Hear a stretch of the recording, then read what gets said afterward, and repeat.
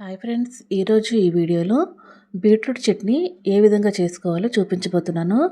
ఇది ఇడ్లీలోకి, దోశల్లోకి, చపాతీలోకి, రైస్లోకి ఎందులోకైనా చాలా చాలా బాగుంటుంది. దీనికోసం ముందుగా ఒక పెద్ద బీట్రూట్ని, ఇది ఒక పావు కేజీ వరకు ఉంటుంది. ఇది శుభ్రంగా వాష్ చేసి తొక్క తీసి ముక్కలుగా కట్ చేసుకొని పెట్టుకోవాలి.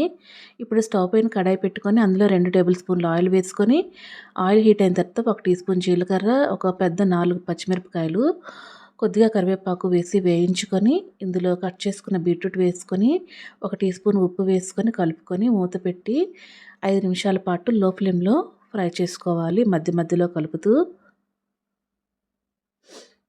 5 నిమిషాల తర్వాత ఇందులో కొంచెం చింతపండును వేసుకొని కలుపుకొని మూత పెట్టి మరొక 8 నిమిషాల పాటు లో ఫ్లేమ్లో మధ్య మధ్యలో కలుపుతూ ఫ్రై చేసుకోవాలి. ఇవి బాగా ఫ్రై అయిన తర్వాత స్టవ్ ఆఫ్ చేసుకొని చల్లారిన తర్వాత మిక్సీ జార్లోకి వేసుకోవాలి.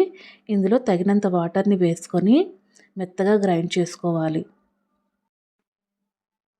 ఇప్పుడు ఈ పచ్చడిని ఒక బౌల్లోకి వేసుకొని, ఇందులోకి పోపు కోసం స్టవ్ పైన తడకా ప్యాన్ పెట్టి అందులో 1 టేబుల్ స్పూన్ ఆయిల్ వేసుకొని, 1/2 టీ స్పూన్ చొప్పున ఆవాలు, జీలకర్ర, 2 ఎండుమిరపకాయలు, 1 టీ స్పూన్ మినపప్పు, కొద్దిగా కరివేపాకు, చిటికెడు ఇంగువ వేసి వేయించుకొని ఈ పచ్చడిలో వేసి కలుపుకోవాలి.